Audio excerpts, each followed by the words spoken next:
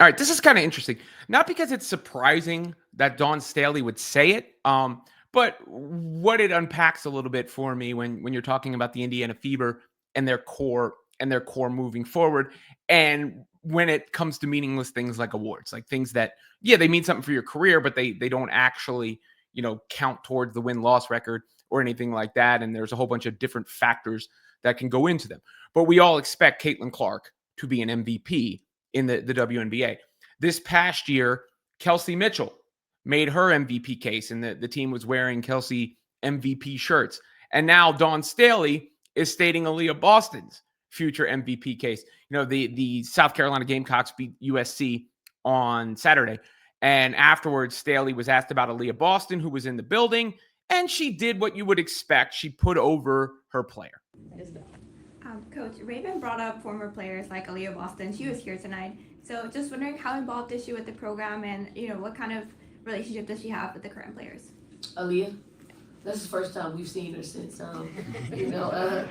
she had such a great season, but she's going to be around next week. So she's going to be around the players, and I'm sure they're going to pick her brain about, how well she made the transition from college to the pros and just being her third year out. She's on the all WNBA second team, and I think she's on her way to being an MVP because she works extremely hard at her craft. And I want our bigs to really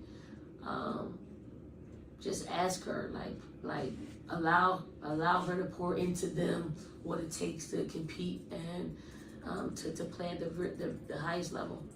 Now, Staley has a pedigree of developing bigs more than developing guards. Really, as we've seen, Camila Cardoso was a big factor for South Carolina back in college. Asia Wilson, we know what she's gone on to do at the WNBA level, and then there's AB. First thing I want to say about Boston specifically is I was incredibly impressed by her development last year. I thought she made a big leap, like legitimately got a lot better from the year prior to this season, all around. And Aaliyah is a tremendous all-around player. And speaking of Asia Wilson, AB got the best of her in some of those head-to-head matchups in that series, particularly in game 4 of that series. And she's big, she's strong, she's physical. She got herself in better shape this year. I think streamlined running the floor better. Aaliyah is a really good passer. She sees the floor well. She can distribute all those things. To me, the next steps for her game are hitting that face-up three-pointer with no hesitation. Catch it, shoot it, knock it down. Stretching the defense out. And then a lot of times she'll get the ball on the perimeter and she's sort of like dribble handoff or trying to distribute this way, putting a one dribble, power dribble right to the rack. Those are the things that I think she can get even further with in her development. As far as the MVP aspect of things, it's a little difficult when you also have Kelsey Mitchell and Caitlin Clark on your team. And could there be a scenario where they eventually cannibalize each other's MVP votes? Possibly. I mean, but Kelsey and Caitlin thrive simultaneously, and Caitlin finished 4th in MVP voting as a rookie. Kelsey had to shoulder so much of a load this last year, and that's what made her an MVP candidate.